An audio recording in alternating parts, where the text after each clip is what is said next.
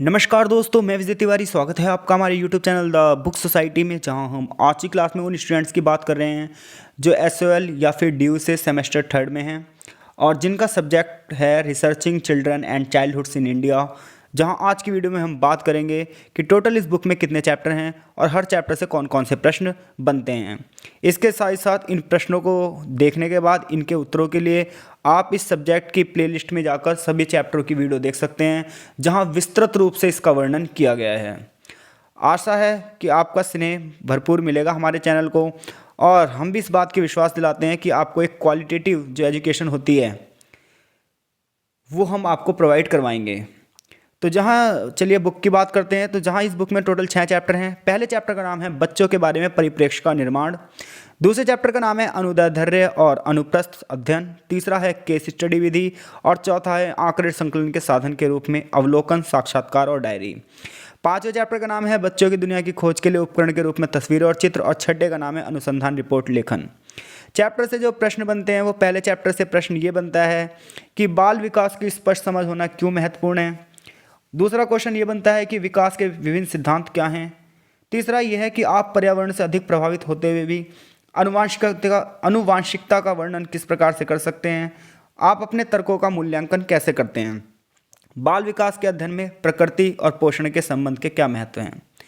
इसके अलावा पहले ही चैप्टर से और भी प्रश्न बनते हैं, जैसे कि आप विविधता से क्या समझते हैं, या फिर बच्चों के समूहों में पाई जाने वाली विविधता के कुछ पहलुओं की चर्चा कीजिए। लिंग विविधता और बच्चों के जीवन पर इसके प्रभाव को परिभाषित कीजिए। अब आप कहेंगे कि आप केवल क्वेश्चन नहीं पढ़ रहे हैं, इसके आंसर, तो इन सभी प्रश्नों के उत्तर इनसे संबंधित लेसन की वीडियो में अपलोड किए जाएंगे। आप चैनल पे जाकर प्लेलिस्ट में जाकर सभी आंसर देख सकते हैं। पहले ही चैप्टर से और भी कुछ क्वेश्चन बनते हैं, जैसे विविध पृष्ठभूमि के बच्चों की शिक्षा में विद्यालय की क्या भूमिका है, कैसे परिवार, विद्यालय और समाज बच्चों के सामाजिक विकास में एक महत्वपूर्ण भूमिका निभाते हैं, या फिर वो 5 कौन सी घटनाएं हैं जिनका उपयोग विद्यालय और समाज को जोड़ने के लिए किया जाता है। पहले ही चैप्टर से आपको इन प्रश्नों के भी उत्तर मिलेंगे कि एक युवा शोधकर्ता के रूप में आपको किन बाधाओं का सामना करना पड़ा और इन कठिनाइयों से निपटने का सबसे अच्छा तरीका क्या है। यानी कि अनुसंधान से जुड़े हुए क्वेश्चन मिलेंगे। यानी कि देखा जाए तो पहला जो चैप्टर है वो 4 पार्टों में डिवाइडेड है, जहाँ पहले पार्ट में वृद्धि और विकास और उससे जुड़े हुए प्रश्न पूछे जाएंगे, और आगे के सही प्रश्न मैंने ऑलरेडी बता दिए हैं आपको। तो इन सभी प्रश्नों के उत्तर के लिए आप चैप्टर नंबर 1 की वीडियो देखेंगे। अब चैप्टर नंबर 2 से जो क्वेश्चन बनते हैं वो आपके सामने हैं कि अनुदैर्ध्य और अनुप्रस्थ अध्ययन की प्रमुख विशेषताएं क्या हैं, या फिर क्यों एक अनुदैर्ध्य अनुसंधान डिजाइन का एक अनुप्रस्थ अध्ययन से बेहतर हो सकता है।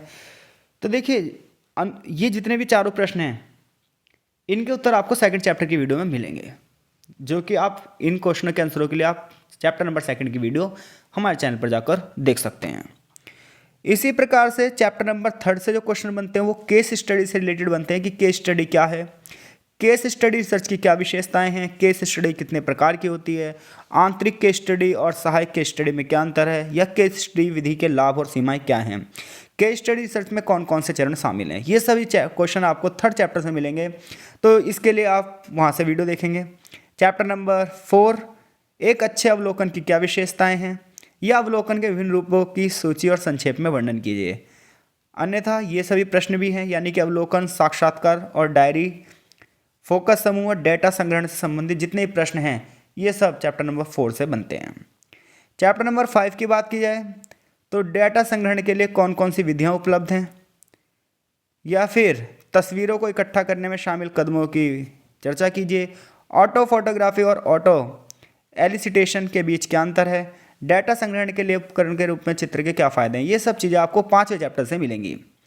इसी प्रकार से चैप्टर नंबर 6 की अगर बात की जाए तो चैप्टर नंबर 6 में एक शोध रिपोर्ट के लेआउट का वर्णन कीजिए। रिसर्च रिपोर्ट तैयार करते समय हमें किन किन बातों का ध्यान रखना चाहिए, लेखन और विशेष रूप से अच्छे लेखन में सामाजिक अनुसंधान का क्या महत्व है, या फिर एक रिसर्चर को रिपोर्ट लिखते समय किन किन सावधानियों का ध्यान रखना चाहिए। तो ये जितने भी प्रश्न बनते हैं, अब आपको ये फालतू की वीडियो देखने की जरूरत नहीं है कि इंपॉर्टेंट क्वेश्चन ये और वो। पूरी की पूरी किताब के सारे प्रश्न मैंने एक ही जगह आपको लाकर दे दिए हैं। इसके साथ साथ इन प्रश्नों के उत्तर के लिए आप सभी चैप्टरों की जो वीडियो है हमारे चैनल पर, उन वीडियोस को देखिए। डेफिनेटली आपको वो सभी वीडियो समझ में आएंगी। इसके अलावा अगर वीडियो आपको समझ में आती है, लेक्चर आपको समझ में आते हैं, तो आप कमेंट बॉक्स में अपनी प्रतिक्रिया ज़रूर दें वहाँ पर, और इसके साथ साथ चैनल से ज़रूर जुड़िए। और हम लिंक में एक टेलीग्राम ग्रुप का आपको लिंक देंगे और इंस्टा का लिंक देंगे, जहाँ से आप हमसे जुड़ सकते हैं। इंस्टाग्राम पर भी मुझे फॉलो कर सकते हैं, द बुक सोसाइटी के नाम से ही हमारा इंस्टाग्राम अकाउंट है। और इसके अलावा टेलीग्राम ग्रुप का भी आपको लिंक दे दिया जाएगा, जहाँ आप जुड़ सकते हैं। तो आपका बहुत बहुत धन्यवाद। मिलते हैं आपसे इन सभी प्रश्नों के उत्तर के साथ विभिन्न चैप्टरों की वीडियो में। तब तक के लिए आपका बहुत बहुत धन्यवाद।